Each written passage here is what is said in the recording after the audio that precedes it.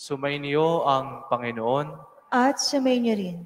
Ang mabuting balita ng Panginoon ayon kay San Juan. Papuri sa iyo, Panginoon.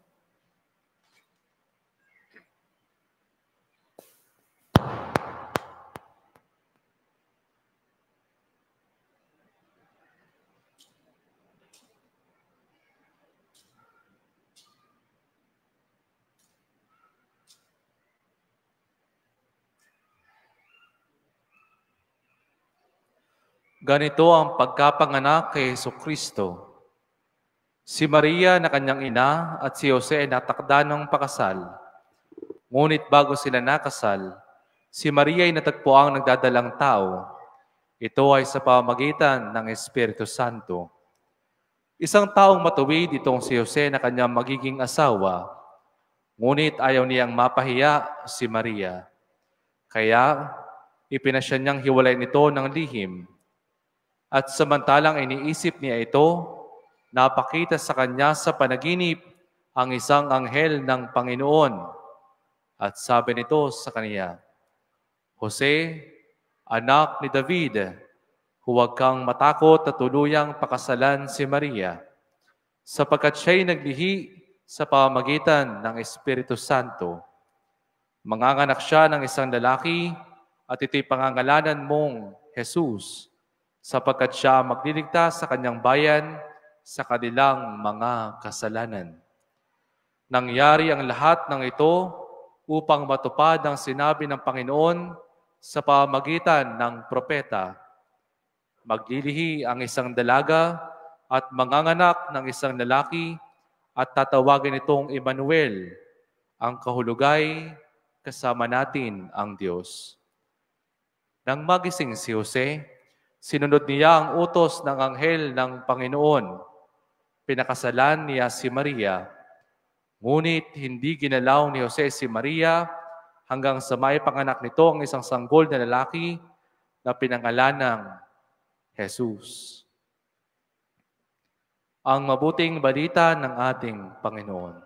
Pinupuri ka namin, Panginoong Hesukristo. Magsiupo po ang lahat.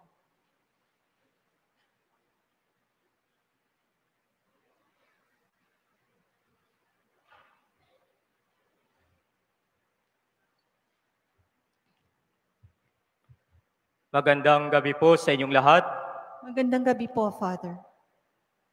Dahil po isang tatay or isang ama yung karakter sa ating ebanghelyo, can I ask a father na merong picture sa kanyang wallet na picture ng kanyang misis at bibigyan ko po ng regalo. Yung unang tatay na makakapunta dito na merong picture ng misis sa kanyang wallet. Dalawa lang. Kasi dalawa lang yung regalo ko dito. Meron ng dalawa doon na nakatayo. Okay na yun sila? Parang nalilito kung kaninong picture ah.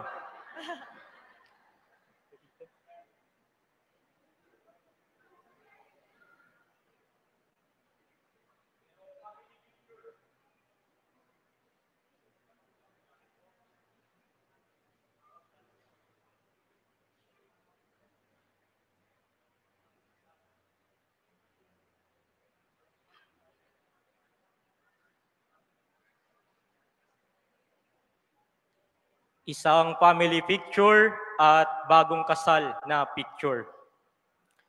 Pwede po bang pakisabihan ang inyong mga katabi?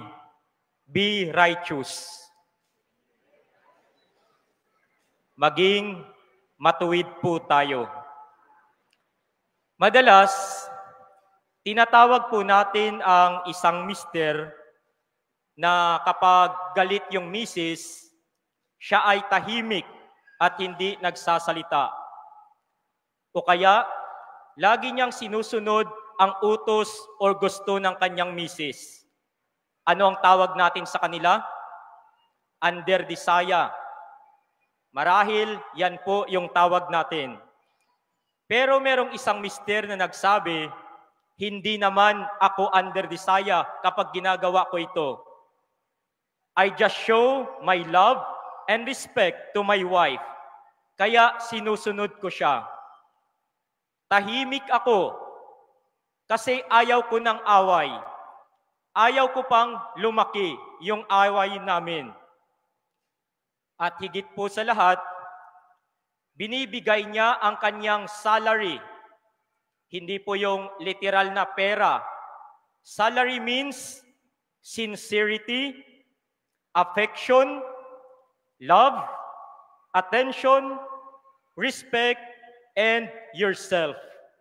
Binibigay niya sa kanyang pamilya. He is not under desire, but a righteous husband. Meron siyang pagmamahal sa kanyang pamilya. Tama ang kanyang ginagawa dahil iniisip niya ang kabutihan at hindi ang ikakasama ng kanyang pamilya. Ayaw niya ng gulo at ayaw niyang mapahiya ang kanyang pamilya. Yan po ang isang matuwid na ama or magulang. Ano po ba ang katangian ng isang matuwid or righteous? Una po, ayaw niya ipahiya ang kanyang kapwa, especially in public. Ayaw niya ng iskandaloso or iskandalosa. Kapag meron pong problema, tahimik or maayos niyang inaayos ito o sa tamang paraan. Pangalawa, tinitingnan niya po ang kabutihan ng iba at ayaw niya ng ikakasama nila. At pangatlo, which is the most important, meron siyang takot sa Diyos at sumusunod siya sa utos ng ating Panginoon. Sa atin pong ebanghelyo, atin pong narinig ang isang tao who is righteous or matuwid. Ano yung kanyang pangalan? He is Joseph. Joseph is a silent person. Wala nga tayong maririnig sa Bible na salita or line si Joseph. He is not only a man of dream, but he is a man of action.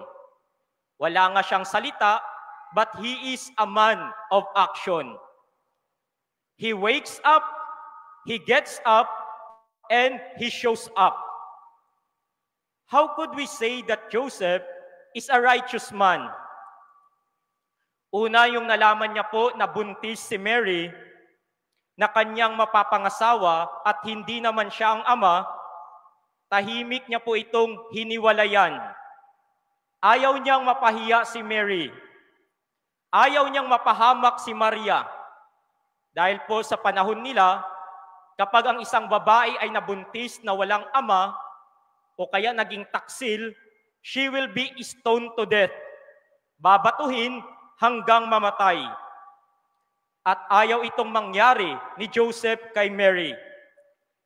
Sigurado during this time, naguguluhan po si Joseph or si Jose.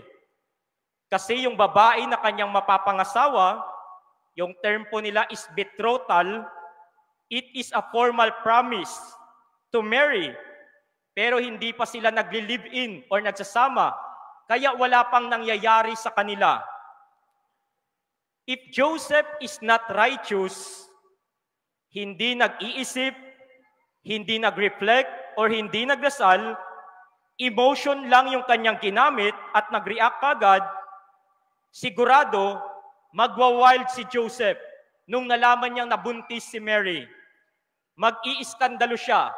O kung sa panahon natin, baka magpapatulpo pa si Jose upang mapahiya si Maria. But Joseph is different. He reflects, he prays, and he remains silent. Pangalawa, siya po ay maka-Diyos. Siya ay sumunod sa kagustuhan ng Diyos. Diba sinasabi nga natin, kung tumitingin tayo sa isang leader, ang gusto nating katangian sa kanya ay maka-Diyos.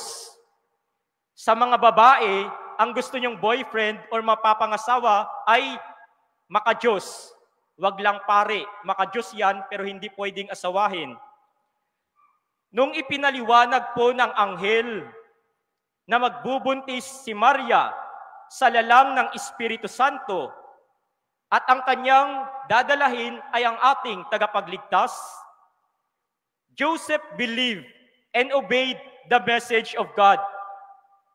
Kung hindi po maka-Diyos si Jose, baka sasabihin ni Jose sa anghel, di nga, imposible naman yan, marites ka lang siguro.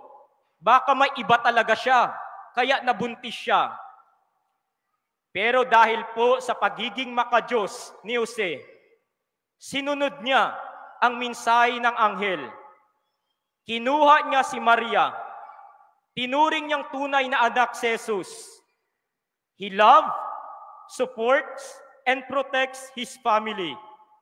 That we could say, he is a man of action. He is a responsible man. Kahit simple lang po yung trabaho ni Jose. Ano po yung kanyang trabaho? Isang karpintero. Wala silang luho, pero nakapagbigay siya ng sapat na pangangailangan sa kanyang pamilya. Dahil wala siyang sideline, wala siyang bisyo. They are happy at kaligayahan at kabutihan ng kanyang pamilya ang kanyang iniisip na napapaloob sa Diyos. Diba, my dear friends, this Christmas, the message is also about family or pamilya. Yung kinakanta po natin, yung ganitong kanta,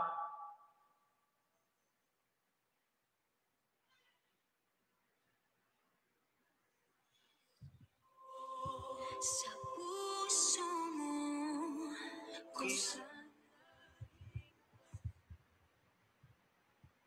wala na yung Family is Love ng ABS-CBN. Tayo po ay merong sari-sariling role sa ating pamilya to become righteous and to show our love. Di ba ayaw po nating mapahiya yung ating pamilya? Ayaw po nating magkaroon ng iskandalo sa ating pamilya. Halimbawa sa mga mag-asawa, kung may problema, sinasabi nga, pag-usapan ninyong dalawa. Huwag ninyong hayaan na malaman ng kapitbahay na nagsisigawan kayo sa inyong pag-aaway. Sabi nga, my dear friends, kapag 1 taon pa lang daw ang mag-asawa, yung lalaki yung laging nagsasalita at yung babae ang nakikinig. At kapag 2 to 4 years na, yung babae na ang laging nagsasalita at yung lalaki na daw ang nakikinig. At kapag tumagal na raw po, 2 na sila ang nagsasalita. At sino ang nakikinig? Yung kapitbahay. Dahil ayaw na nilang makinig sa isa't isa. At mas masakit po kapag nasasaksihan ito ng mga anak ang away ng kanilang mga magulang. Sabi po ni Pope Francis, there is no such thing as perfect family. Only by the daily exercise of forgiveness can a family grow, never end the day without making peace with each other. Tandaan po natin ngayong darating na Pasko, instead of exchange gift this Christmas, some families need to exchange apologies and make peace with each other. Huwag pong ipahiya ang isa't isa. Isipin ang kabutihan ng pamilya. Be faithful and don't hurt the feelings of your loved ones. Sa mga anak, di ba kapag tayo po ay gumagawa ng mabuti o ng masama, sa ayaw at hindi natin, sumasalamin yan sa ating mga magulang or babalik yan sa ating mga parents. Katulad ng isang anak na lumabas sa bahay, the father advised him or said to him, be careful. Remember, anything you do outside of this house represents your family, how your parents are raising you. So, be respectful, be kind, and do the right thing. Don't do anything that's gonna embarrass me or your mother. We love you. Pagpapakita na wag nating ipinapahiya ang ating magulang or ang ating pamilya. Uso po ngayon ang family reunion this Christmas season. It's not only about the party, but to reunite the member of our family, relatives na nakasentro sa pagmamahal at utos ng Diyos. Hindi ka naman marangya or simple lang naman yung pamilya mo, but you are proud to attend dahil iniisip mo ang kabutihan at kapakanan ng iyong pamilya at maayos ang iyong pamilya na may respeto at pagmamahal sa isa't isa. My dear friends, let us remember, be righteous. May God bless us all.